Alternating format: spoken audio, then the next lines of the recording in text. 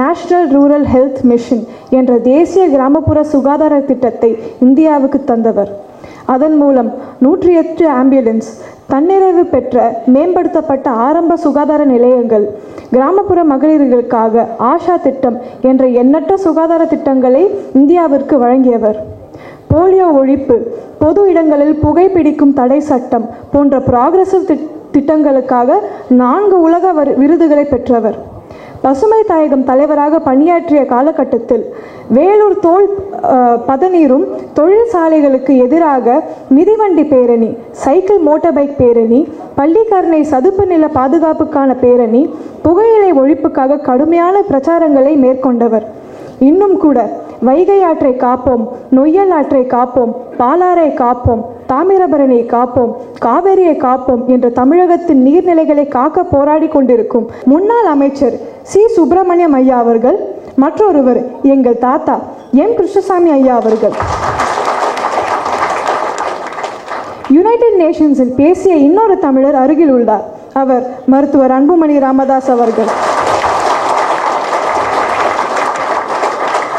எல்லோரையும் அரவணைத்து செல்லும் அன்புக்கு சொந்தக்காரர் பெரியவர் எம். கிருஷ்ணசாமி ஐயா அவர்கள் வாழ்த்தி பேச வருமாறு அன்போடு அழைக்கிறோம். வாங்க தாத்தா. Thank you for your inspiring speech ma'am. அடுத்து பேச இருக்கிறது பெரியவர் மு. கிருஷ்ணசாமி ஐயா, முன்னாள் காங்கிரஸ் மாநில தலைவர். பெரியவர் கிருஷ்ணசாமி ஐயா அவர்கள் எளிய கிராமத்தில் விவசாயியின் மகனாக பிறந்து அவர் வக்கீலாகவும் 2 முறை நாடாளுமன்ற உறுப்பினராகவும் பணியாற்றியவர். தமிழ்நாடு காங்கிரஸ் கமிட்டியின் செயலாளராகவும் பின்னில் அக்கட்சியின் மாநில தலைவராகவும் உயர்ந்தவர். கரும வீரர் காமராஜரின் சீடர், எளிமையும் நேர்மையும் இனிமையும் சமூகத்தின் மீது அக்கறையும் கொண்ட அரசியல்வாதி. மருத்துவர் ஐயாவின் இடஒதுக்கீடு போராட்டத்தில் தோளோடு தோள் நின்று சட்ட ஆலோசகராக வழங்கியவர். ஐக்கிய நாடுகள் சபையில் 68வது அமர்வில், அதாவது 68th session of United Nations 6 முறை உரையாற்றி இருக்கிறார். யுஎன் செக்யூரிட்டி கவுன்சில், ஐக்கிய நாடுகள் பாதுகாப்பு அவையிலும் ஐயா அவர்கள் உரையாற்றி இருப்பது கூடுதல் சிறப்பு. ஐக்கிய நாடுகள் அவையின் ஒரே அமர்வில் ஒரு தமிழர் 7 முறை பேசியிருப்பது இதுவே முதல் முறையாகும். ஐநா சபை பொது அவையில் பாதுகாப்பு அவையிலும் உரையாற்றும் தமிழர்களுக்கு என்ற பெருமை இருவருக்கு மட்டுமே உண்டு. ஒன்று முன்னாள் அமைச்சர் சி. சுப்பிரமணியம் ஐயா அவர்கள், மற்றொருவர் எங்கள் தாத்தா எம். கிருஷ்ணசாமி ஐயா அவர்கள். யுனைடெட் நேஷன்ஸில் பேசிய இன்னொரு தமிழர் அருகில் உள்ளார். அவர் மருத்துவர் அன்புமணி ராமதாஸ் அவர்கள். எல்லோரையும் அரவணைத்து செல்லும் அன்புக்கு சொந்தக்காரர் பெரியவர் எம். கிருஷ்ணசாமி ஐயா அவர்கள் வாழ்த்தி பேச வருமாறு அன்போடு அழைக்கிறோம். வாங்க தாத்தா.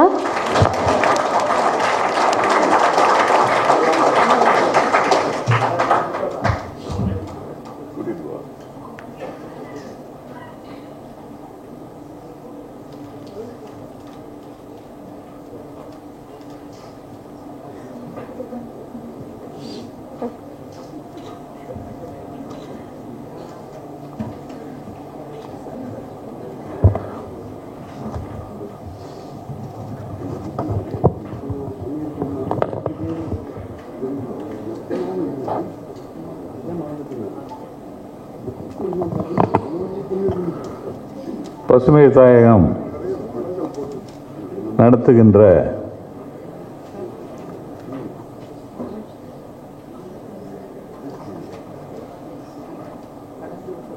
சுற்றுச்சூழல் தலையங்க உரைகளின் தொகுப்பு ஆசிரியர் சௌமியா அன்புமணி அவர்கள் எழுதியிருக்கின்ற நூல் வெளியீட்டு விழாவின்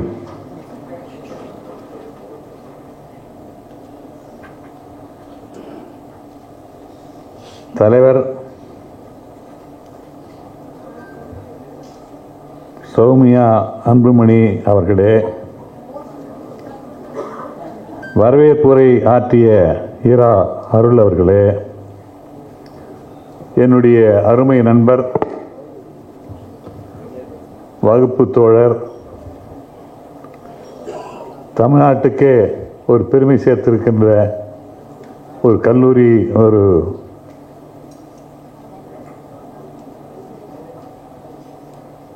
கல்லூரின்னு சொல்ல முடியாது, ஒரு யூனிவர்சிட்டி நடத்தி கொண்டிருக்கின்ற நாங்கள் 60 ஆண்டுகள் தோழர்கள். இதெல்லாம் வேறு. அவர் சொன்ன மாதிரி 1961 கல்லூரியிலே சேர்ந்தோம்.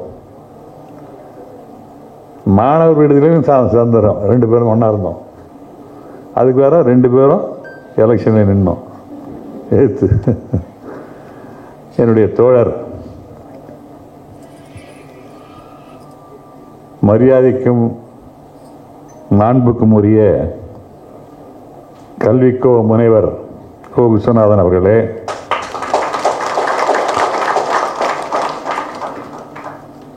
இந்த நூலை வெளியிட்டு அதை வாங்குகின்ற பொறுப்பை கொடுத்திருக்கின்ற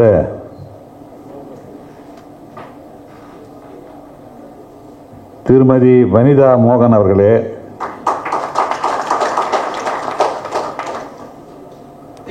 வாழ்த்துறை வழங்க இருக்கின்ற முன்னாள் நடுவண் அமைச்சர், இந்நாள் நாடாளுமன்ற உறுப்பினர், மரியாதைக்குரிய அன்புமணி ராமதாஸ் அவர்களே,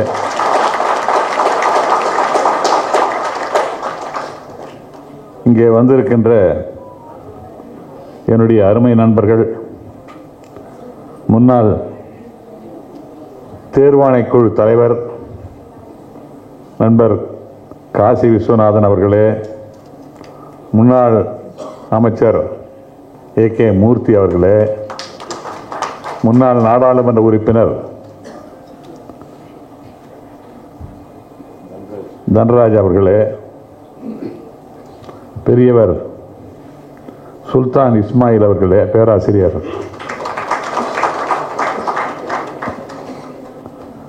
நண்பர்களே, பெரியவர்களே, தாய்மார்களே, உங்கள் அனைவருக்கும் என்னுடைய நன்றி கலந்த வணக்கத்தை தெரிவித்துக் கொள்கிறேன். இதை சொல்லாத விட்டுன எங்கள் பேச்சு அதான் நல்லா செஞ்சீங்க, அதான் எல்லாத்தையும் கம்பைல் பண்ணி சொல்லிட்டு இருக்குது. அது பேரை விட்டுட்டேன். என்ன வீட்டுக்கு போனேன், என்ன தாத்தா என் பேரை சொல்லக்கூடாதா அப்படின்னு கேட்கும்.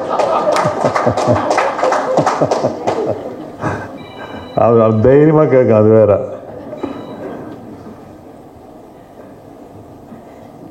உங்கள் அனைவருக்கும் என்னுடைய நன்றி கலந்த வணக்கம்.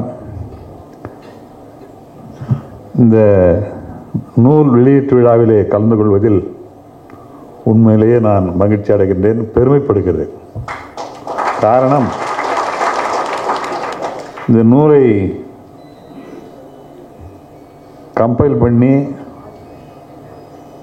அதை இதுக்கு எல்லாம் எவ்வளோ கஷ்டப்பட்டிருப்பாங்கன்னு எனக்கு தெரியும். ஏன்னா ஒரு வேலை எடுத்துக்கிச்சுன்னா சௌமியா தூங்கவே தூங்காது. இந்த வேலை என்ன ஃபோன் பண்ண, என்னப்பா ஃபோன் பண்ண கிடைக்கல, இல்லைப்பா அந்த வேலையில் இருக்கும்பா அப்படின்னு. அந்த அளவுக்கு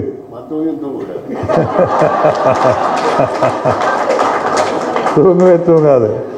அப்படி ஒரு வேலைன்னா அது அப்படிதான். காரணம், எல்லாமே பர்ஃபெக்டாக இருக்கணும்.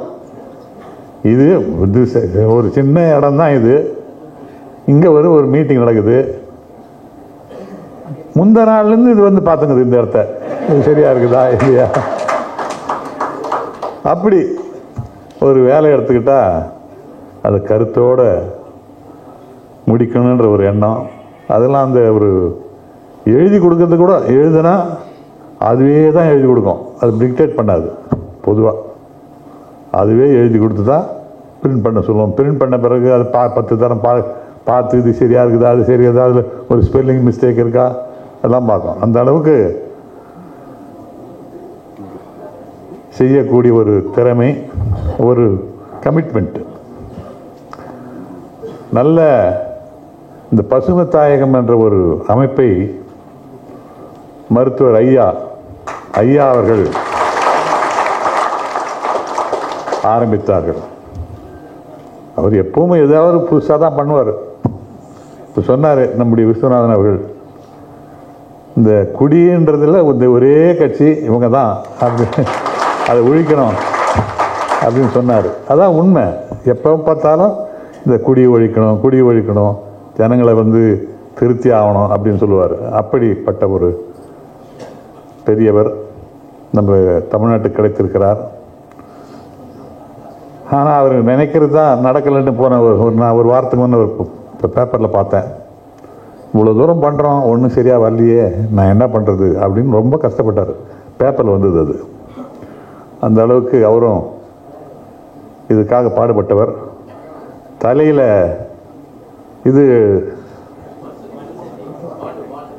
பாண்டு எடுத்துகிட்டு போய் ஏரியில் மண் வாடுறாரு. பார்த்துருப்பீங்க, அந்த புக்கில் போட்டுருவாங்க பாருங்க. அப்படி தண்ணில் தலையில் மண் எடுத்துகிட்டு போய் சுமந்து ஏரி சீர்படுறது, மரங்களை நடுறது. சாதாரண மரங்கள், லட்சக்கணக்கான மரங்கள்லாம் நட்டாங்க அவங்க.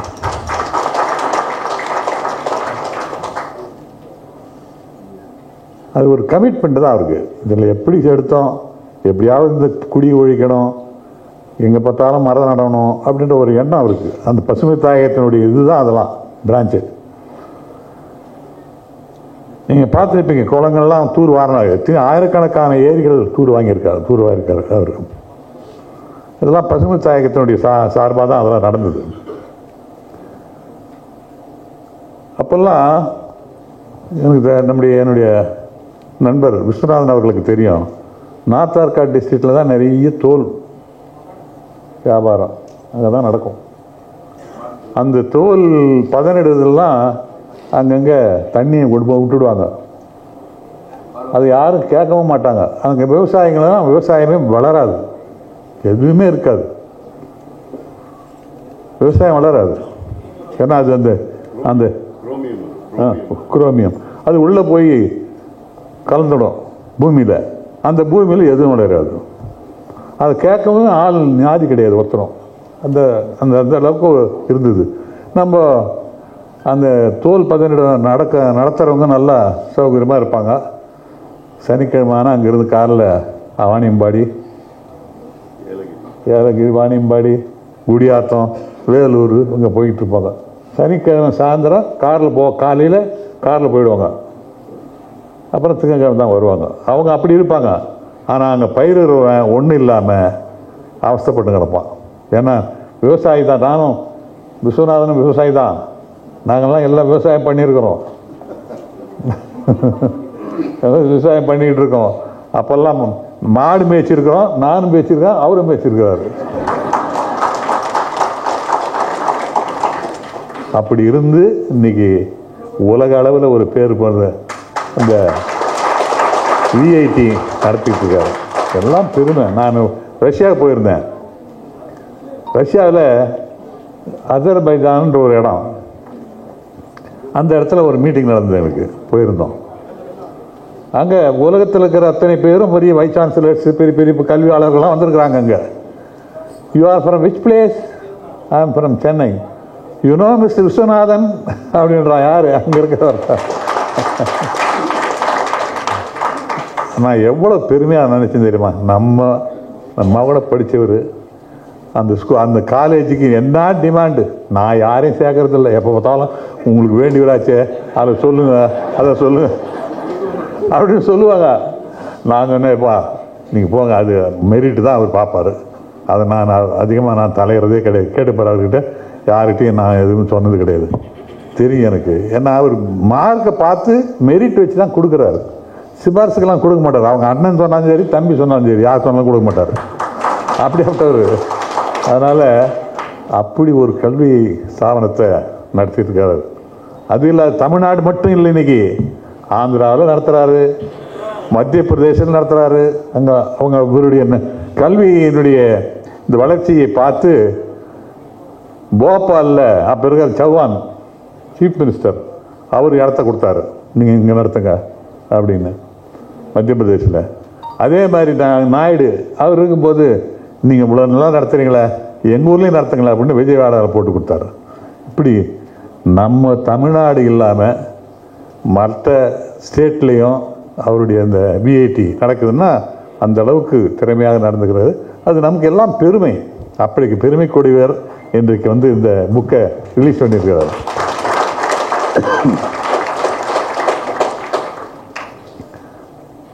இந்த பசுமை தாயகம் நானே பார்த்துருக்குறேன். ராணிப்பேட்டையில் அங்கே இருக்கிற நிலமெல்லாம் அந்த சாயம் போய் ஊறி ஒன்றும் வளராது, யாரை பற்றியும் கவலைப்படுறதில்ல. அதுக்கப்புறம் இவங்கெல்லாம் ஏற்பட்டு சைக்கிள் பயிரணிலாம் போனாங்க.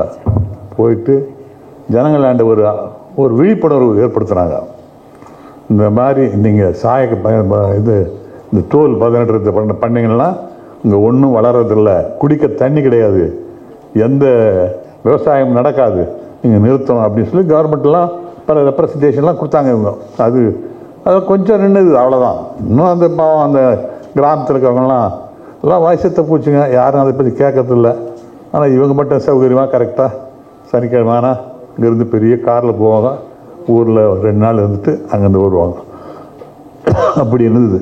ஆனால் பசுமை தாயகத்தின் மூலமாகத்தான் அது கொஞ்சம் நிறுத்தியிருக்காங்க. கவர்மெண்ட்டில் கொஞ்சம் அதுக்கெல்லாம் இந்த அது எப்படி சரிப்படுத்துன்றது ஏதோ பண்ணிட்டு இருக்காங்க. இப்போ சென்னையில் கூட பாருங்க, இந்த வேலைச்சேரி அந்த என்ன பள்ளிக்காரையா அதெல்லாம் சதுப்பு நிலம். அங்கே பார்த்தாலும் அந்த சதுப்பு நிலத்தெல்லாம் இவங்கெல்லாம் போய் பேசி, இந்த பசுமை தாயகம் மூலமாக தான் போய் பேசி எல்லாத்தையும் இப்போ கொஞ்சம் இதுவாக இருக்குது.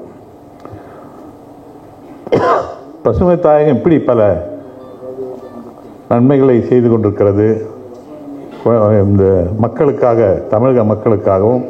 ஏன்னா எல்லாத்துக்கும் தான் அது மாதிரி பண்ணுறாங்க. ஏன்னா அதுக்காக ஒரு புக்கு எழுதி அதுவும் வேறு எழுதுறதுனால நான் தானே எழுதும், அதுவே தான் அதை படிக்கணும், அதே தான் அதில் பிரிண்ட் பண்ணணும். அப்படிலாம் ஒரு முயற்சி எப்போ பார்த்தாலும் இதே தான். இன்னும் நீ இதெல்லாம் எப்போ தான் ஓடிட்டு இருக்கிறேன்னா, இல்லைப்பா இந்த கொஞ்சம் வேலைலாம் இருக்குப்பா, முக்கியமான எதுனா பேசினா கூட இல்லைப்பா நீங்கள் வேலை இருக்குதுப்பா எனக்கு அப்படின்னு இருக்கட்டும் இருக்கு அப்படின்னு சொல்லுவாங்க. அதனால அது காரணம் என்னன்னா, இன்னொன்று சொல்லுவேன், அவங்க அவங்க ஒரு பெரிய எழுத்தாளர், நல்ல பாட்டெல்லாம் கூட எழுதுவாங்க. ஆனால் நாங்கள் தான் அவங்கள அலோவ் பண்ணாத விட்டோம். இல்லைன்னா பெரிய கண்ணதாசன் மாதிரி பாட்டு எழுதியிருப்பாங்க. நான் அலோவ் பண்ணல, நீ இந்த வேலையை பாரு.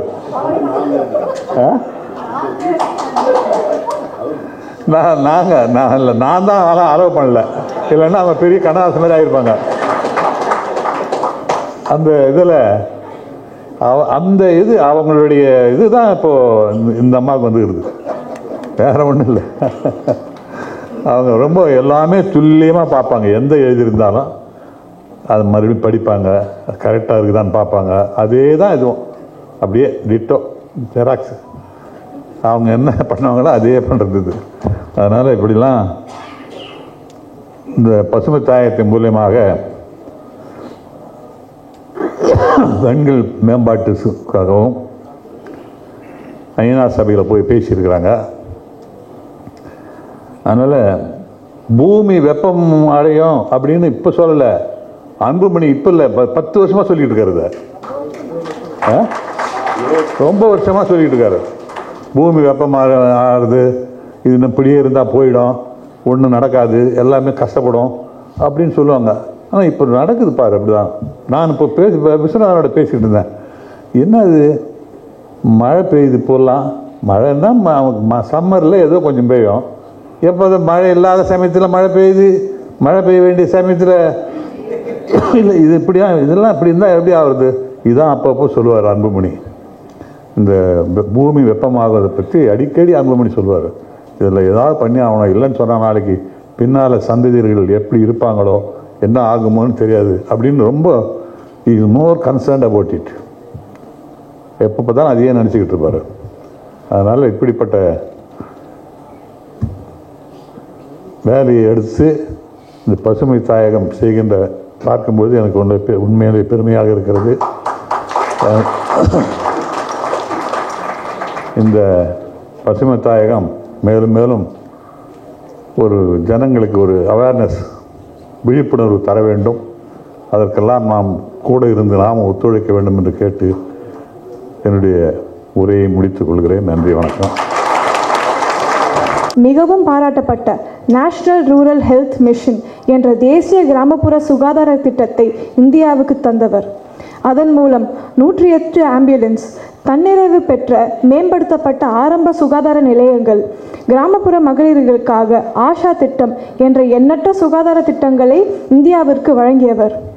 போலியோ ஒழிப்பு, பொது இடங்களில் புகைப்பிடிக்கும் தடை சட்டம் போன்ற ப்ராக்ரசிவ் திட்டங்களுக்காக 4 உலக விருதுகளை பெற்றவர்.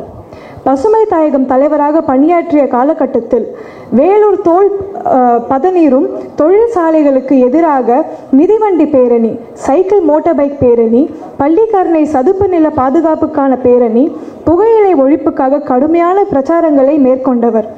இன்னும் கூட வைகை ஆற்றை காப்போம், நொய்யல் ஆற்றை காப்போம், பாலாறை காப்போம், தாமிரபரணியை காப்போம், காவேரியை காப்போம் என்ற தமிழகத்தின் நீர்நிலைகளை காக்க போராடி கொண்டிருக்கும் மருத்துவர் அன்புமணி ராமதாஸ் அவர்களை பேச வருமாறு அன்போடு கேட்டுக்கொள்கிறேன்.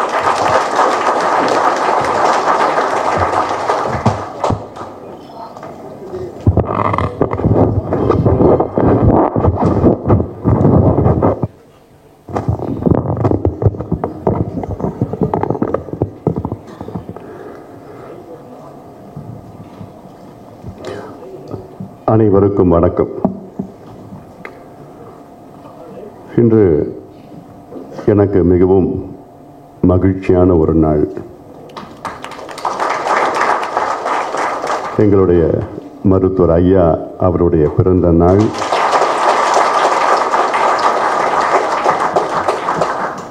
அதை நாங்கள் பசுமை தாயகம் நாளாக ஆண்டுதோறும் கொண்டாடி வருகின்றோம்.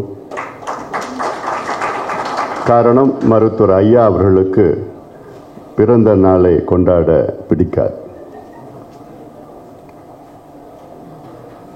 அவர் மட்டுமல்ல, எங்கள் கட்சியிலே யாரும் பொது வெளியிலே பிறந்த நாளை கொண்டாடக்கூடாது என்று எங்கள் கட்சியின் கொள்கை இருக்கிறது. எங்கள் கட்சியிலே ஆரவாரம் செய்யக்கூடாது, பட்டாசு வெடிக்கக்கூடாது. பட்டாசு வெடித்தால் 10,000 ரூபாய் அபராதம். பிறந்த நாள் கொண்டாடினார்கள் என்றால் அவர்கள் பொறுப்பை விட்டு எடுப்பார். இப்படி ஒரு கொள்கை.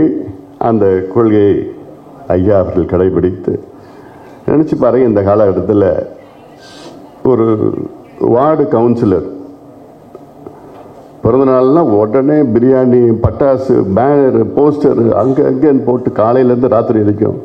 நான் இப்படி ஒரு தலைவர், அமைதியான ஒரு தலைவர், 45 ஆண்டு காலம் பொது வாழ்க்கையில் ஈடுபட்டு இன்று தமிழ்நாட்டிற்கு மட்டுமில்லை இந்தியாவின் கொள்கை மாற்றங்களை கொண்டு வந்து எளிமையாக வாழ்ந்து கொண்டிருக்கின்ற எங்களுடைய மருத்துவர் ஐயாவுடைய 85வது பிறந்த நாள் இன்று நாங்கள் மகிழ்ச்சியாக கொண்டாடி கொண்டிருக்கின்றோம்.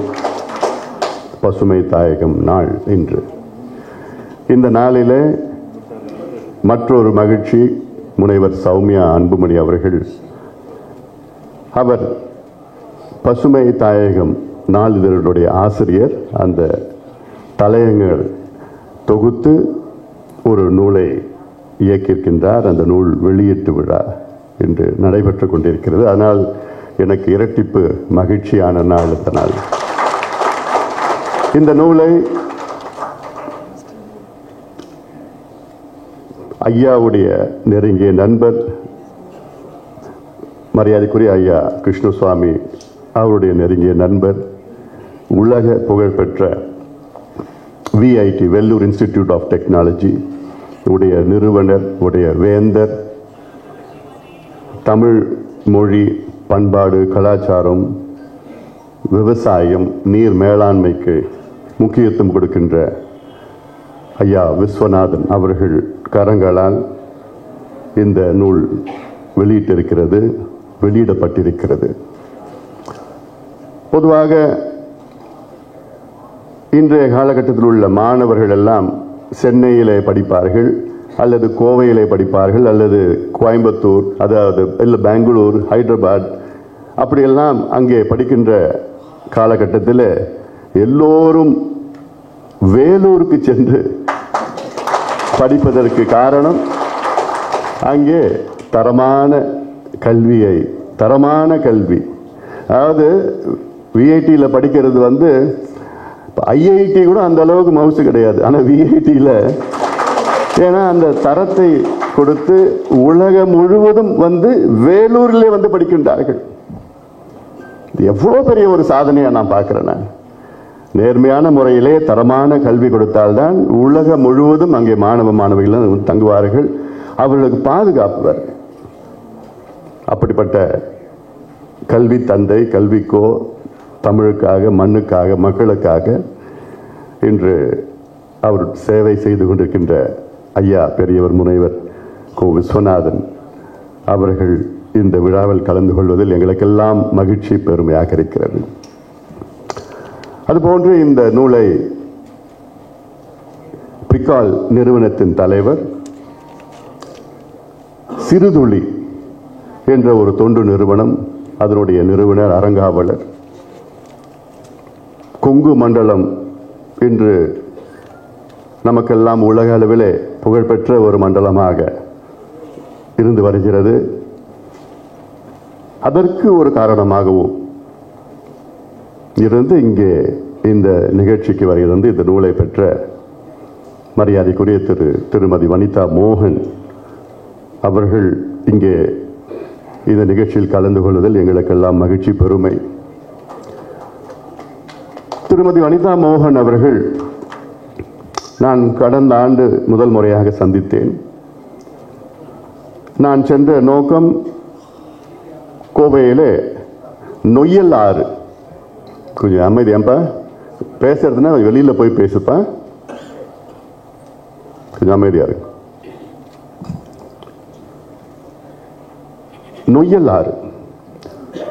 நொய்யல் ஆறு வெள்ளையங்கிரி மலையிலிருந்து தொடங்கி கோவை வழியாக திருப்பூர் வழியாக பிறகு காவிரியிலே, கரூருக்கு முன்பு காவிரியிலே கலக்கிறது ஒரு காலத்தில். ஆனால் இன்று நொய்யல் ஆறுன்னு ஒன்றும் கிடையாது. நம்ம கூவம் எப்படி இருக்கோ அதே மாதிரி தான் நொய்யல் ஆறு மாறிவிட்டது. அதை மீட்டெடுக்க வேண்டும், அதை காப்பாற்றணும்னு நாங்கள் போல முடிஞ்சு போச்சு. ஐசியூவில் இருக்கு, ஒரு டாக்டராக போயிட்டு எப்படியோ பல்ஸ் இருக்குதான்னு செக் பண்ணி அந்த ஆற்றை எப்படியாவது பார்த்து காப்பாற்றணும்னு ஒரு இந்த இதெல்லாம் வச்சு எலக்ட்ரோ இதெல்லாம் வச்சுட்டு ஏதோ கொஞ்சம் பண்ணுறதுக்காகத்தான் திருமதி வனிதா மோகனை போன்றவர்கள் எல்லாம் கோவையிலே சந்தித்து ஒரு நிகழ்ச்சி பசுமை தாயகம் சார்பில் நடத்தினோம். அவர்களுக்கு வந்தார்கள். அதன் பிறகு நான் அவருடைய அலுவலகத்துக்கு நான் சென்றேன். அவ்வளோ ஆச்சரியம், எனக்கு ஆச்சரியம் ஒரு பக்கம், மகிழ்ச்சி ஒரு பக்கம். அவங்க கிட்டத்தட்ட ஒரு 20-30 ஆண்டு காலமாக அங்கே இருக்கின்ற ஏரி, குளங்கள், நீர்நிலைகளை மீட்டெடுத்து பாதுகாத்து மீட்டெடுத்து அந்த படங்கள், காட்சிகள், வீடியோக்கள்லாம் பார்த்தா எனக்கு அவ்வளோ ஆச்சரியம். எனக்கு இன்னைக்கு கோவை நகரத்தில் இருக்கின்ற அத்துணை ஏரிகளும் அவர்கள் தான் மீட்டெடுத்திருக்கின்றார்கள். அது மட்டுமல்ல, சுத்தி இருக்கிற பகுதி, இந்த வெள்ளையங்கிரி மலையிலிருந்து, அடிவாரத்திலிருந்து அப்துல் கலாம் இது வரைக்கும் எங்கேயும் போக மாட்டார். அவ்வளோ 5 முறை அங்கே போயிருக்கிறார் இருந்த காலத்தில். அப்படி மிக சிறந்த முறையில் நம்முடைய இயற்கையை பாதுகாத்து, நீர் மேலாண்மைக்கு முக்கியத்துவம் கொடுத்து, ஏரி குளங்களை பாதுகாத்து, நம் மரங்களை நட்டு அதை பாதுகாக்கிறது நமக்கு தமிழ்நாட்டுக்கு மட்டுமல்ல உலகத்திற்கு மிகப்பெரிய சேவையை செய்து கொண்டிருக்கின்ற திருமதி வனிதா மோகன் அவர்களை அன்போடு வரவேற்கின்றேன். இந்த நிகழ்ச்சிக்கு வந்ததற்கு எங்களுக்கெல்லாம் மகிழ்ச்சி. ஐயா பெரியவர் கிருஷ்ணசுவாமி அவர்களை பற்றி உங்களுக்கு தெரியும். மூத்த ஒரு அரசியல் தலைவர், மிக எளிமையானவர். எனக்கு எந்த கட்சியில் போய் கேட்டாலும் அவரா ரொம்ப நல்லவர்ப்பா, யாரையும் திட்டமாட்டார், யாருமே தப்பா பேச மாட்டார், யாரும் திட்ட மாட்டார். அவருடைய இயற்கை இயல்பு அதெல்லாம் எல்லாருக்கும் தெரியும். அவர் போய் ஒரு குடும்பத்தை பத்தி சொன்னார்னா அந்த குடும்பத்தினுடைய அப்பா, அவங்க தாத்தா, அவங்க கொள்ளு தாத்தா, அது எல்லாமே அந்த ஹிஸ்டரி ரூட்ஸ் சொல்லுவாங்களே, அந்த ரூட்ஸ் யார் யார் எந்த ஊர்ல இருக்காங்க, எப்படி இருக்கு, இன்னைக்கு கேட்டா சொல்லுவார். அவர் ஒரு என்சைக்ளோபீடியா. அது ஆச்சரியமா எங்களுக்கெல்லாம் இருக்கும். நான் காலையில பார்த்தா சாயங்காலமே மறந்துடுவேன் இந்த முகத்தை. ஆனா அவரு எவ்வளோ பார்த்து அதெல்லாம் வந்து ஒரு கிஃப்ட். அதெல்லாம் அவருக்கு எங்களுடைய நன்றி. நன்றினா உங்கள் பொண்ணை கொடுத்ததுக்கும் நன்றி.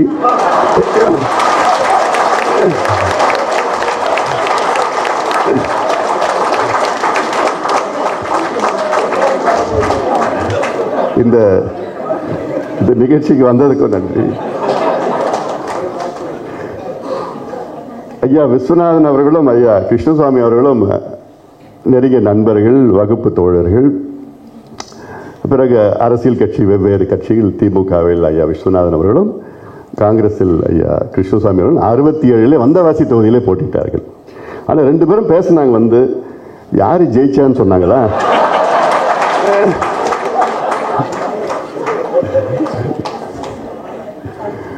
ஐயா விஸ்வநாதன் அவர்கள் வெற்றி பெற்றார் இந்த தேர்தலில்.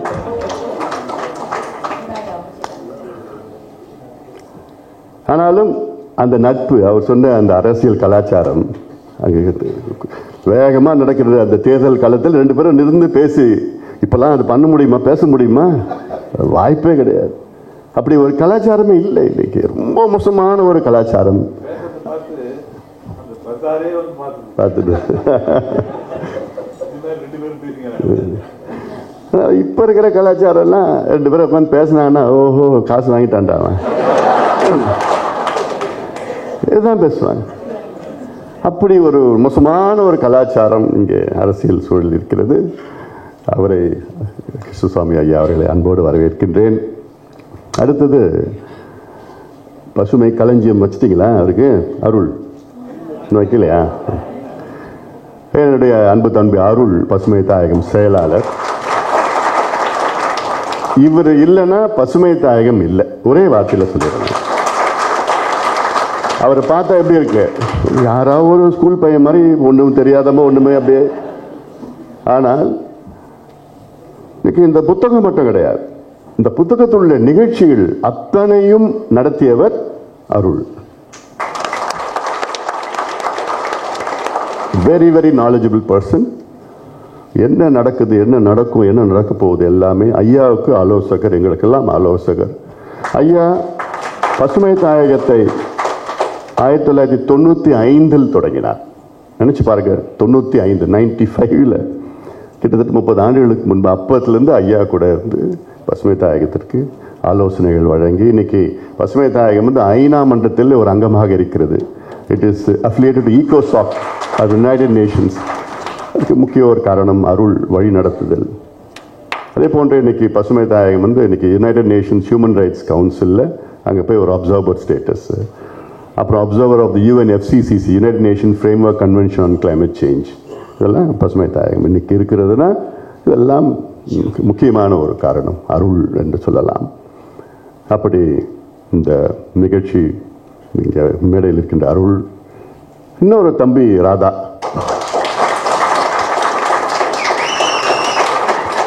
ராயபுரம் ராதா என்று சொன்னாலே எல்லாருக்கும் உதவி செய்கின்ற ஒரு மனது பெற்றவர் ராதா. அதே போன்று இங்கே வருகை தந்திருக்கின்ற முன்னாள் மத்திய ரயில்வே துறை இணை அமைச்சர், ஆக்ஷன் கிங், நாங்களாம் செல்லமாக ஆக்ஷன் கிங் சொல்லுவோம். AK மூர்த்தி என்றால் ஆக்ஷன் கிங் மூர்த்தி. ஐயாவுடைய கனவுகள் எல்லாம் நினைவாக்கிய அந்த பெருமை AK மூர்த்தி அவர்கள். எங்களுடைய குடும்பத்தில் உறுப்பினர், தமிழ்நாடு தேர்வாணைய குழு முன்னாள் தலைவர், மரியாதைக்குரிய ஓய்வு பெற்ற IAS அதிகாரி காசி விஸ்வநாதன் அவர்கள்.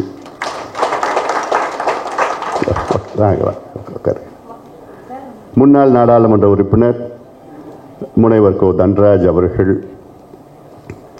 மற்றும் எவ்வளோ இங்கே வருகை தந்திருக்கின்ற அனைத்து பசுமை தாயகத்தின் நிர்வாகிகள், நம்ம கட்சியை சார்ந்தவர்கள் வந்திருக்கின்றீர்கள், நண்பர்கள் இருக்கிறீர்கள், உறவினர்கள் இருக்கிறீர்கள், சௌமியா அவருடைய வகுப்பு தோழர்கள் எல்லாம் இங்கே வருகை தந்திருக்கின்றார்கள், நண்பர்கள் எல்லாம் இங்கே வருகை தந்திருக்கிறீர்கள், ஆசிரியர்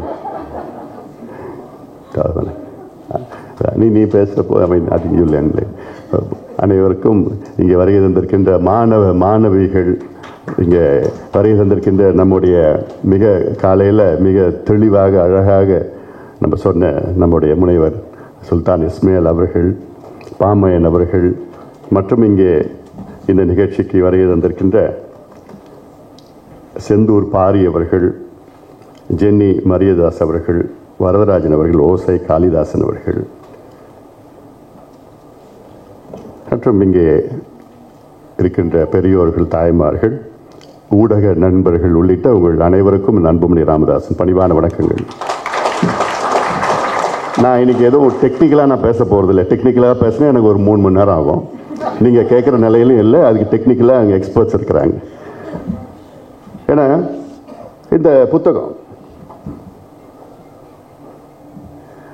அதாவது இந்த புத்தகத்தை சமீபத்தில் தான் நான் பார்த்தேன், பிரிண்ட் பண்ணி வந்தோடனே பார்த்தேன். எனக்கே ஒரு ஆச்சரியம், என்னடா இவ்வளோ நிகழ்ச்சி நம்ம பண்ணியிருக்கிறோமா, இவ்வளோ செஞ்சுருக்கிறோமா, எப்படிடா நம்ம செஞ்சோம், இன்னைக்கு பண்ண முடியாது. அதெல்லாம் அப்பத்துலேருந்து 95, 96, 97, 2000, 2001 திடீர்னு பார்த்தா நீர் மேலாண்மை மாநாடு, அர்ஜுன் சரண் சேத்தின்னு ஒரு மத்திய நீர்வளத்துறை அமைச்சர் வச்சு ஒரு நிகழ்ச்சி, ஒரு மாநாடு நடத்துகிறோம். அப்புறம் பார்த்தா ஒரு அட்வொகேட் வச்சுக்கிட்டு, சுப்ரீம் கோர்ட் அட்வொகேட் வச்சுக்கிட்டு இன்னொரு நிகழ்ச்சி, இதெல்லாம் தொடர்ந்து என்னென்னோ நடத்தி வச்சிருக்கிறோம். இது வந்து எனக்கு ரொம்ப சந்தோஷம், மிக ஒரு பெரிய ஒரு ஆச்சரியம். ஆனால் திருப்பி திருப்பி எது சொன்னாலும் எப்படி சொன்னாலும் it comes back to one person, எங்களுடைய மருத்துவர் ஐயா தான். திருப்பி திருப்பி என்ன பண்ணாலும் ஒரு மனிதர், மருத்துவர் ஐயா என்ற ஒரு மனிதர் எங்களை வழி நடத்தி, எங்களை ஊக்குவித்து, எங்களுக்கு சொல்லி இதெல்லாம் செய்யணும்னு எங்களுக்கு அதெல்லாம் தெரியாது. அப்போ இந்த வாய்ப்புகள்லாம் கொடுத்து, இப்போ சௌமியா அன்புமணிக்கு ஒரு வாய்ப்பு கொடுத்து, இந்த பசுமை தாயகம் ஆசிரியராக இருக்கிறதுக்கு ஒரு வாய்ப்பு 2002 கொடுத்தார் ஐயா. 2004 பசுமை தாயகம் தலைவராக்குனார். அதனால தான் எங்களால் அதெல்லாம் செய்ய முடியுது. இப்போ குடும்பம்னு அதுக்கு மேலே கொடுத்து அதை நல்லபடியாக பயன்படுத்தணும். எனக்கு ஒரு வாய்ப்பு கொடுத்தது 5 ஆண்டு காலம் அமைச்சராக, பிறகு இந்தியாவுக்கு பல திட்டங்கள், நன்மைகள்லாம் நம்ம செஞ்சோம். அதுதான் செய்யறது. அதனால் இந்த புத்தகத்தில், இந்த புத்தகம் மூலமாக உங்களுக்கு தெரியப்படுத்துவது என்னவென்றால், பசுமை தாயகம் மூலமாக தமிழ்நாட்டின் கொள்கைகள் மட்டுமல்ல, இந்தியாவுடைய கொள்கைகள், பல கொள்கைகளை நாங்கள் மாற்றியிருக்கின்றோம். புதிய கொள்கைகளை நாங்கள் கொண்டு வந்திருக்கின்றோம். It is a very big statement. It is a very big statement that one organization, Pasumai Thayagam, founded by our beloved Ayya, has changed or made new policies by the state government as well as the union government. இது வேற எந்த அமைப்பும் பண்ண முடியாது, சொல்ல முடியாது, செய்ய முடியாது. இது ஏதோ ஒரு ஸ்டேட்மெண்ட், ஒரு பாலிசி கிடையாது. There are so many policies which has been changed for the betterment of India and Tamil Nadu by Pasumai Thayagam. அது ஐயாவால. எனக்கு அதாவது இப்போ எனக்கு கொஞ்சம் நேற்று ராத்திரி எனக்கு தூக்கம் வரல, உனக்கு தெரியாது நினைக்கிறேன். நான் ஏதோ எழுதி சரி நிறைய என்னென்ன நம்ம பாலிசி சேஞ்சஸ்லாம் பண்ணோம், இல்லாட்டி என்னென்ன பாலிசி மட்டும் இல்லை, அட்லீஸ்ட் ஒரு ப்ரோக்ராம் சேஞ்சஸ், புது ப்ரோக்ராம் கொண்டு வர்றது எல்லாம் நம்ம பண்ணியிருக்கிறோம். அதெல்லாம் பார்த்தா இப்போ ஒரு முக்கியமானது வந்து, நான் பசுமை தாயகம் தலைவராக இருந்தேன். அப்போது நான் வந்து தெருவில் போய் போராடினேன். எதுக்கு? புகையிலை எதிர்ப்பு, சிகரெட்டு, பீடி, புகையிலை பொருட்களை எதிர்ப்பு நான் தான் போராடினேன். மெரினா பீச்சில் வந்து 15 அடி சிகரெட், இவ்வளோ பெரிய சிகரெட் எடுத்து போய் ஒரு கத்திரிக்கோல் வச்சு வெட்டுறேன். இது வந்து நடந்தது ஒரு 22 வருஷம் இருக்குமா, 2002 22 வருஷம் ஆயிடுச்சு. அப்போ வெட்டுறோம். அப்போ மற்றவங்களுக்கு என்னன்னு கூட தெரியும், மற்ற அரசியல் கட்சிக்கும் I am not going to complaint about them, but இது ஒரு விழிப்புணர்வு அவங்களுக்கு தெரியல, என்னன்னு கூட தெரியும். வெட்டி அது ஒரு போராட்டம் பண்ணி அப்புறம் கேஸ்லாம் போட்டாங்க. அதை பற்றி இல்லை. அடுத்தது மவுண்ட் ரோடில் ஒரு பேனர், ஒரு சினிமா பேனர் ஒன்று, ஒரு ஹீரோ அவர் வந்து சிகரெட் பிடிக்கிற மாதிரி ஒரு பெரிய பேனர் மவுண்ட் ரோடில் அப்படியே தொங்குது. அது இப்போ எல்லாம் பார்த்துட்டு தான் போகிறோம். என்னடா, அப்புறம் அருள் எல்லாம் பிளான் பண்ணாங்க. ராத்திரியாக போயிட்டு அந்த பேனரில் எங்கள் பேனர் போட்டோம், பசுமை தாயகம். அந்த சிகரெட் பிடிக்கிற காட்சி மட்டும் பசுமை தாயகம் பேனர் வந்து அதை தொங்க விட்டோம் ராத்திரி. அது மேலே எவ்வளோ பெரிய பேனர் ஏறி நின்று, ஸ்டாப் ஸ்மோக்கிங். இது எப்போ 2003 இதெல்லாம் நாங்கள் அப்போ பண்ணோம். ஆனால் 2004 எனக்கு ஒரு அமைச்சர் ஆகிறதுக்கு ஒரு வாய்ப்பு ஐயா கொடுத்தாரு. அப்போ என்ன, தெருவில் நின்று போராடினவன் நான் கையெழுத்து போற நிலைமைக்கு ஒரு பொறுப்பு எனக்கு வந்தது. அப்போ வந்த பொறுப்பு வந்த உடனே கையெழுத்து போட்டு அந்த அதிகாரத்தை பயன்படுத்தி கையெழுத்து போட்டு no smoking in public places, COTPA act, enforcement of COTPA act, no selling of tobacco products within 100 yards, meters, 100 yards of education institutions or temples or religious places. அவர் பிக்டோரியல் வார்னிங், அதாவது புகையிலை பொருட்கள் எச்சரிக்கை விளம்பரங்கள், இதெல்லாம் அப்போ கொண்டு வந்தோம். இதற்கு எவ்வளோ எதிர்ப்புகள் வந்ததுன்னு அது சாதாரணமாக வார்த்தையில் சொல்ல முடியாது. அதனால டுபாக்கோ லாபி ஒரு இந்தியா உலகத்தில் பெரிய ஒரு மாஃபியா, பெரிய லாபி, பெரிய மாஃபியா. அதை அன்னைக்கு தன்னந்தனியாக எதிர்த்து நான், எனக்கு சப்போர்ட்லாம் அங்கே டெல்லியில் இல்லை. அப்போ ஒரு சப்போர்ட் என்னுடைய பிரைம் மினிஸ்டர் அப்போ மன்மோகன் சிங் சப்போர்ட் பண்ணார், மற்ற யாருமே சப்போர்ட் பண்ணல. ஆனாலும் சௌமியா இது உன்னுடைய ஃபங்க்ஷன், நான் கொஞ்சம் பேசணும், பேசிட்டு இருக்கிறேன். ஏன்னா இந்த பசுமை தாயகம் மூலமாக எவ்வளோ சேஞ்சஸ் மக்களுக்கு வந்திருக்குதுன்னு. ஏன்னா இது நிறைய பேர் தெரியாது, மீடியாவில் கூட இது ஏதோ சும்மா போடுவாங்க அப்படிதான். அப்போது இந்த டுபாக்கோ லாபி எதிர்த்து அவ்வளோ போராடி, டுபாக்கோ லாபி ஒன்று அவன் சொல்கிறதெல்லாம் போயிட்டு பண்ணிட்டா பிரச்சனை இல்லை, அவன் எதிர்த்தான் அவ்வளோதான், கடுமையாக எதிர்ப்பான். அவன் எவ்வளோ லஞ்சம் கொடுக்கறதுக்கு தயாராக இருந்தான், 100-200 கோடியில் ஆயிரக்கணக்கான கோடி கொடுக்கறதுக்கு தயாராக இருந்தான். இந்த சட்டம் கொண்டு வரக்கூடாது, இதெல்லாம் கொண்டு வரக்கூடாது, பிக்டோரியல் வார்னிங் கொண்டு வரக்கூடாது, எதுவும் பண்ணக்கூடாது. குட்கா லாபி, அதுக்கு மேலே இன்னொரு லாபி, அது அவன் எவ்வளோ கோடி அவன் கொடுக்கறதுக்கு தயாராக இருந்தான். ஆனால் அன்னைக்கெல்லாம் நம்முடைய இளைஞர்களுடைய உடல்நிலை அதுதான் முக்கியம் அப்படின்னு ஒரு கட்டுப்பாடோட மருத்துவர் ஐயா அப்படி வழி நடத்துறதோட இதெல்லாம் இந்த சட்டத்தை தைரியமாக இன்னைக்கு இந்தியாவுக்கு கொண்டு வந்தது. எனக்கு அதுக்கு முக்கிய காரணம் என்னன்னா பசுமை தாயகம். இன்னைக்கு எங்கே போனாலும், உலகத்தில் எங்கே போனாலும் ஒரு கையை பிடிச்சி, சார் தேங்க்யூ சார், அந்த பேன், ஸ்மோக்கிங் பேன் இல்லாட்டி நாங்கள் ட்ரெயின்லையோ பஸ்லையோ லாரி இதுலையோ ஹோட்டலுக்கு போனால், தியேட்டரில் போனால், எங்கே போனாலும் புகை ஃபுல்லாக முன்னாடி ஸ்மோக்கிங் இருக்குது, இப்போ நல்லா க்ளீனாக இருக்குது. இல்லை உங்களால் நான் ஸ்மோக்கிங் குறைச்சிட்டேன், இல்லாட்டி ஸ்மோக்கிங் விட்டுட்டேன் அப்படின்னு கையை பிடிச்சி சொல்கிறப்போ, பார்லிமெண்ட்டில் நான் முதல் நாள் பார்லிமெண்ட் போகிறேன், மனந்திரியா போகிறேன், சென்ட்ரல் ஹாலில் பார்த்தா புகை மண்டலமாக இருக்குது. சென்ட்ரல் ஹால் தான் எல்லா எம்பிஸ், ராஜ்யசபா லோக்சபா எம்பிஸ் நடுவில் கூடுவது சென்ட்ரல் ஹால். அங்கே காஃபிலாம் குடிச்சிட்டு இருப்பாங்க சென்ட்ரல் ஹாலில், இப்போ பேசிகிட்டு இருப்பாங்க. அங்கே பார்த்தா வெறும் புகை மண்டலமாக இருக்குது. அதில் ஒருத்தர் பார்த்தா காதில் ஒரு வைரத்தோடு வச்சுக்கிட்டு, முடியெல்லாம் வச்சுக்கிட்டு இவ்வளோ பெரிய சிகரெட் பிடிச்சிட்டு இருந்தார், குறுந்தாடியை வச்சுக்கிட்டு. இப்போ லண்டனில் இருக்கிறார் அவர், விஜய் மால்யா. எனக்கு ஒரு ஆச்சரியம், என்னடா அது, நம்ம சட்டம் நம்ம கொண்டு வரோம் இல்லை, ஆனால் இவங்க எப்படிலாம் பிடிச்சிட்டு இருக்கிறாங்க பார்த்தா உடனே அப்புறம் அடுத்த சோம்நாத் சாரிகிட்ட போய் சொன்னேன், we are the custodians of law, we have to set an example for others, sir please ban smoking in the central hall அப்படி சொன்னோன்னே அடுத்த நாள் பேன் பண்ணிட்டார். இவ்வளோ வருஷமா சென்ட்ரல் ஹாலில் ஸ்மோக்கிங் பண்ணது நம்ம கொண்டு அடுத்த நாள் சொன்னோட அடுத்த நாள் பேன் பண்ணிட்டார். அதனால் இதெல்லாம் இது மாதிரி நிறைய இன்சிடென்ட்ஸ்லாம் இருக்குது. ஸோ அது just one part of it. Like அடுத்தது குட்கா பேன் பண்ண, அது அதுக்கு மேலே ஒரு பெரிய மாஃபியா, அது ஒரு local mafia. Tobacco international mafia. அது குட்காக்காரெல்லாம் என்னென்னமோ பண்ணுவான், அதெல்லாம் மீறி குட்காவை தடை பண்ணும். குட்கா தடை பண்ணுறதுன்னா அவன் 7 ஹைகோர்ட்டில் போய் கேஸ் போட்டான். அந்த 7 ஹைகோர்ட்லேருந்து கேஸ் எல்லாம் சுப்ரீம் கோர்ட் கொண்டு வரதுக்கே எனக்கு டுக் மீ 2 years. நல்ல வேலை சுப்ரீம் கோர்ட்டில் நல்ல ஜட்ஜு அப்போ இருந்தார். அப்போ அவர் இல்லைன்னா அதுவும் வந்திருக்கார். அவருக்கு தடை பண்ணணும்னு சொல்லி அப்புறம் தான் இந்தியா முழுக்க அப்புறம் அது ஒரு பண்ணுறது. அதுக்கப்புறம் நேஷ்னல் ஆல்கஹால் பாலிசி, நான் மினிஸ்டர் அப்போ ஐ பாட் நேஷ்னல் ஆல்கஹால் பாலிசி.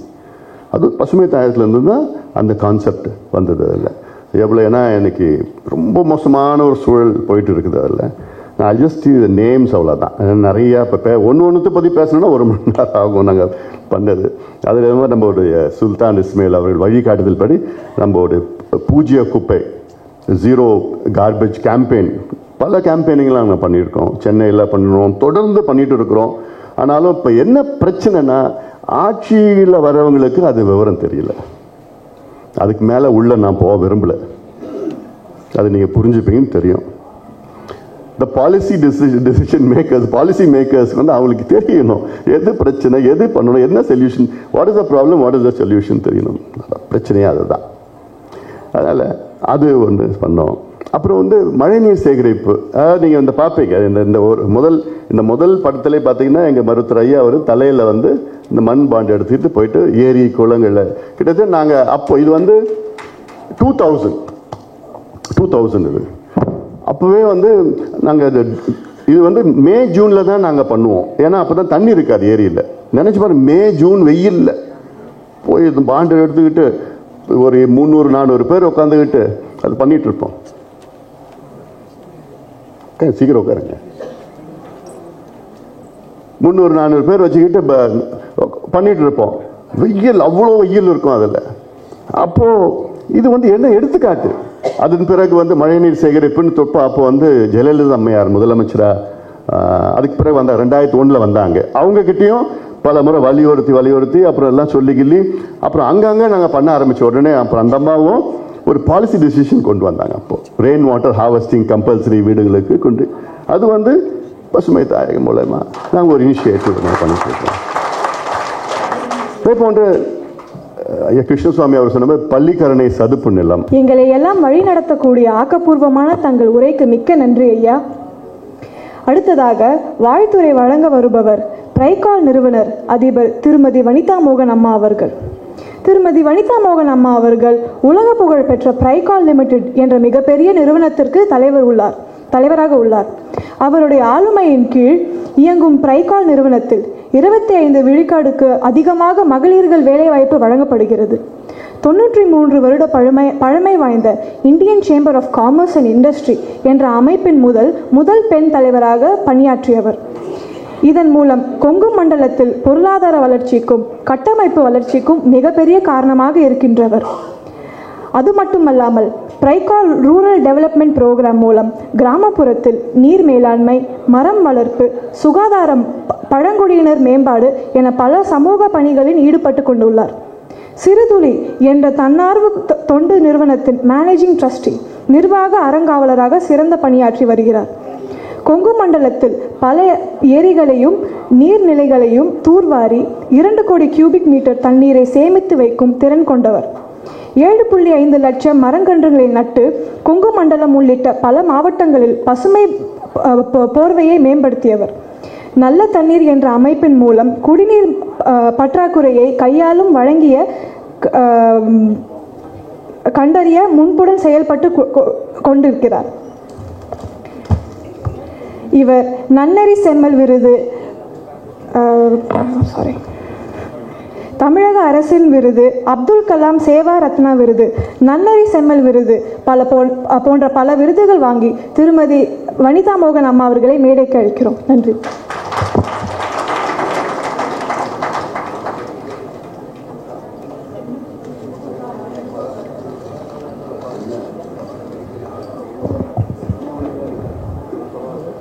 மேடையில் வீற்றிருக்கும் சான்றோர்களே, விழாவிற்கு பெரும் திரளாக வந்திருக்கும் நண்பர்களே, மாணவ செல்வங்களே, உங்கள் அனைவருக்கும் பசுமை தாயகத்தின் தின வாழ்த்துக்கள்.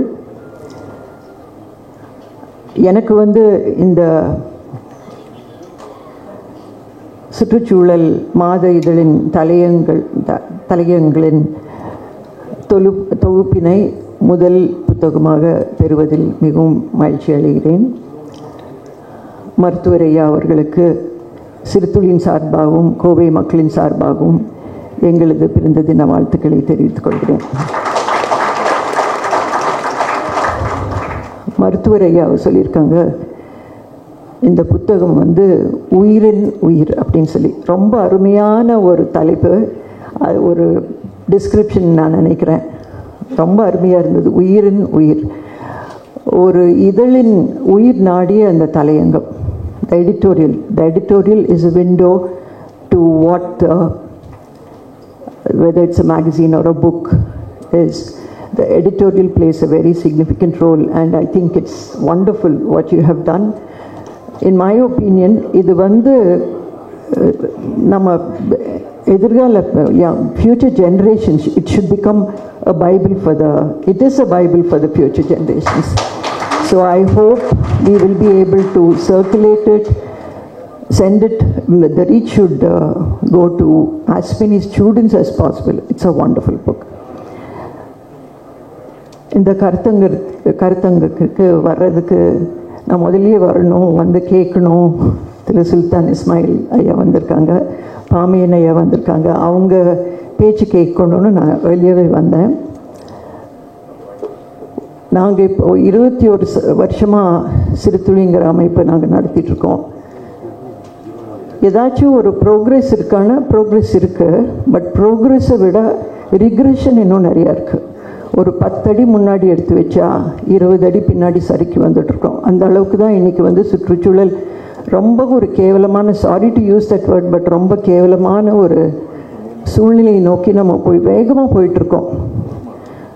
அப்படி இருக்கிறப்போ சுல்தான் இஸ்மாயில் ஐயா அவரோட பேச்சு கேட்டதுக்கப்புறம் எனக்கு இன்றைக்கி ரொம்ப மரண பயம். நீ தூக்கமே வர்றது ஐயா, நீங்கள் பேசினதுக்கப்புறம் எதை தொட்டாலும் பயம், எனக்கு என்ன பண்ண போகிறோன்னு தெரியாது. So all the more reason why we need to have more such conferences. I am really glad that you have organise this conference Soumya ma'am. I think it's the need of the our.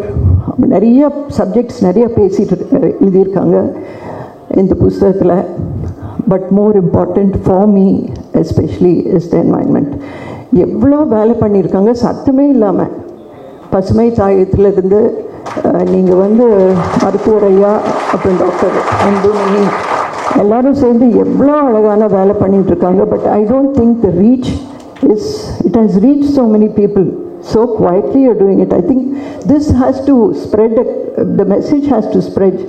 Only then we will be able to have more and more people coming in.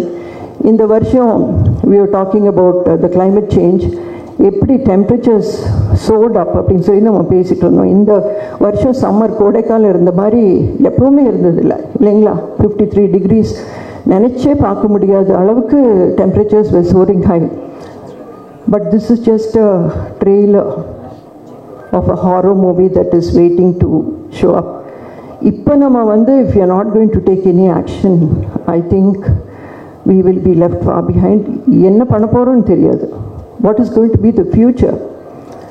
And another suggestion, Soumya ma'am, நீங்கள் வந்து you have called this the environment we want அப்படின்னு சொல்லியிருக்கீங்க. I think you should change the topic to the environment we need. Okay? There's a lot of difference between need and want. Need வந்து environment is need, whereas economic development is want. Samibathla, there was an industries association who invited me to share my thoughts with them. அப்போ வந்து சும்மா அவங்க கூட joke பண்ணேன். Environmental side la we talk of 4 B's, which is very important for biodiversity: birds, bees, butterflies and bats. Whereas economic development side la neenga pesarappo it is 4 different B's. One bottom line, which is your profits, Benz, a bungalow and biryani. Our needs are not anywhere near our wants. Only when we start moving towards our needs, start focusing on our needs, then we'll be able to see some progress. Then you will be able to talk about mitigation of climate change. Idellame nadakkum only if you prioritize which is more important, whether it's the environment or the economic development. I think you have beautifully brought this out in this book, Ma. And as I said, this should become a Bible for our future generations. It will become an inspiration for people to take on what is required in the present society today. And thank you very much for having me here. it's a privilege, and we will be with you, Pasumai Tayagam, in our region, in our Kongu region. அங்க என்ன பண்ணணும்னு சொல்லுங்க. We are with you. God bless you for your efforts, and let's all make this world a better place to live in. Thank you.